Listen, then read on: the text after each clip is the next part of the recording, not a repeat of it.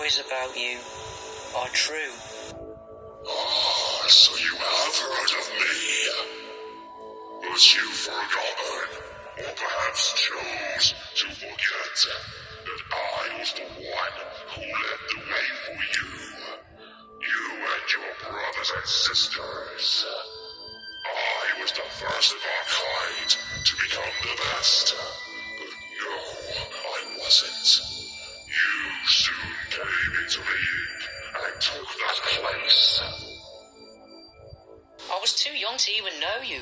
Besides, we never spoke, nor were friends. So, how can you say all that? All I know of you is that you kept lonely, but always smiled to everyone.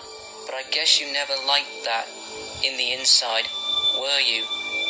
The last time I was told about you is that you went to Sodor, and that was it. You became nothing more but a forgotten memory. But Timothy, you do know that I'm the last of my surviving brothers and sisters. I still live because I'm important to people. I was special and had the pride of a tank engine. Something that you once had before. And before you came this evil and twisted freak of misery. A dark side of a near mirror image of my very self. I carry the memories of that fact that my own kind was most likely wiped out and I was the only one to survive. That scarred me for life. I lost everything. The feelings of love that made me and my brothers and sisters had for each other as a family. It was all destroyed. I've hidden all this away, but until now, with you doing all this haunting and terrifying the branch line, and now at last seeing you in person, has brought all of those memories back. That's right. All the memories you wanted to forget. All the feelings you didn't want to accept. You have to remember me. Let's suffer together. Suffer with me. No, I won't allow you to. My friends told me all about your past. You killed yourself for nothing, all for nothing, and you wasted yourself. The truth of your demise is just that, or was, the fact that you somehow grew tired of yourself and decided to end your life that way. Shut up. Shut up. You don't know anything. You don't even know the real truth. That was not everything. That wasn't the end. Don't you think you know what happened just because you heard about my haunted past, Thomas? You don't know my suffering. You don't know sorrow. You don't know the faces that trembled in fear, even though they were innocent lies that meant cruel end to their lives. The terrifying pleading from my driver, telling me not to go over the cliff. The passengers who went with me, the men, the women, and the children. They all died with me. The negative emotions I had boiling up inside me, and my own self forced that suffering into me. All the hate, pain, and sadness, and that suffering. Yet I have to continue to live with it. So yet, how can you say that you think or pretend to feel all of those terrible things I did and understand me at all? I can tell you're in pain and in deep suffering, and I want to know the real reasoning of all this, Timothy. What made you go to such tragic lengths to do what you did? None of my brothers or sisters of the E2 class ever did this. Tell me, Timothy, what caused you to kill yourself? Tell me!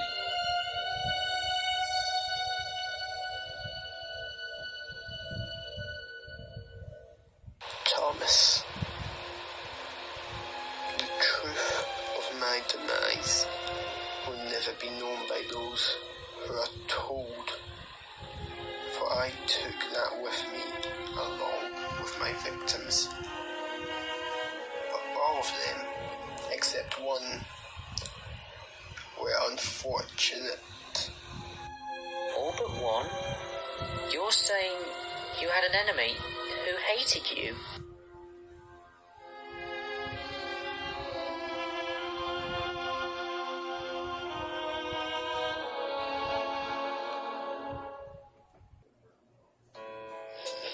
see, I was only a prototype for the rest of the E2 class.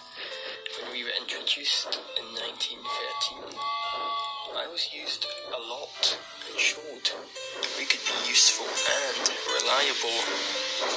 I, on the other hand, was never to have had a service life that you and the others had. But I was wrong.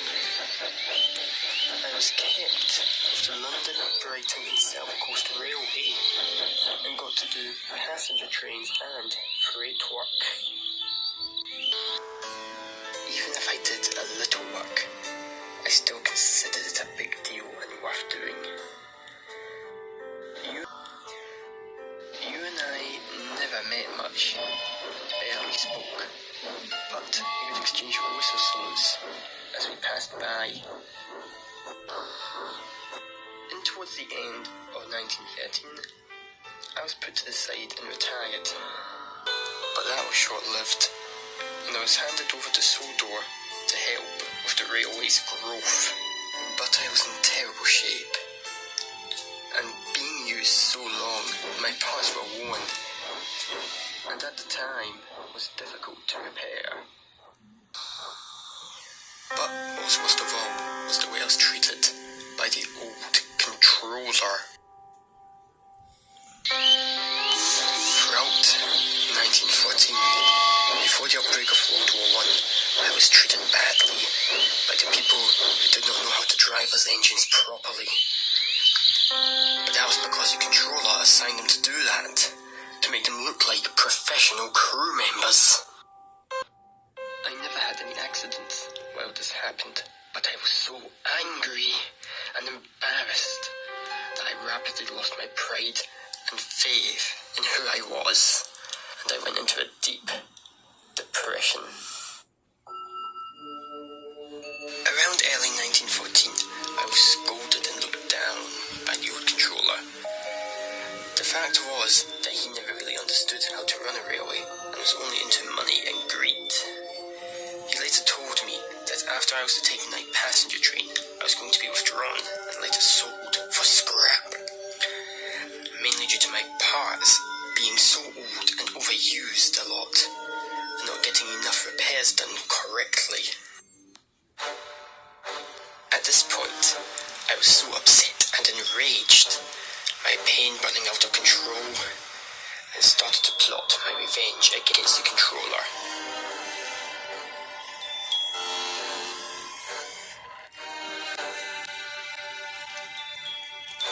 I didn't know it until I left, but he was on board the coaches along with other passengers. Deep down, I knew what I was going to do. It would cost me a heavy price.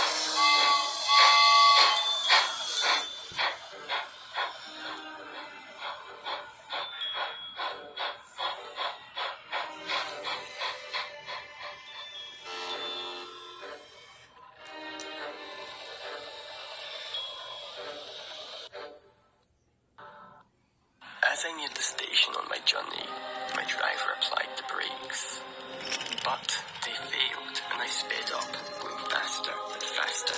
I refused to listen to my driver's pleas to stop, and after I got turned onto the wrong track and saw I was heading towards a cliff, I gave into my hatred and pain and shouted out my last words, cursing and falling to my death, taking every soul with me, including the controller who made my life a living hell. So, that's it. That's the reason why all this has happened ever since. You wanted revenge on the old controller who once used to rule this railway for treating you like the way he did. In the end, you got your revenge, but it cost you your own life and all those people. I understand it. I understand the pain and rage you had to suffer from. But surely, deep down, you had to regret what you did in shame and remorse. Those other people didn't deserve to die, and neither did your crew. It's time you to put all this to an end and move on, Timothy. It's not worth being in this state of evil that you've been in for all these decades.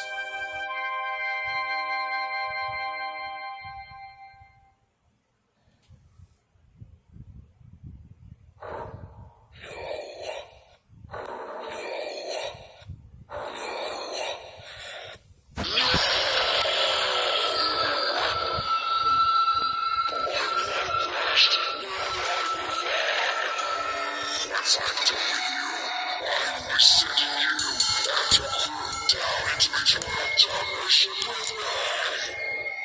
Timothy, you're being controlled by that inner demon. Fight it off. Break free. You cannot stop me.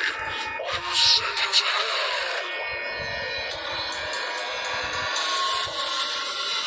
You can't prevent me from completing my quest. The end is upon you. What?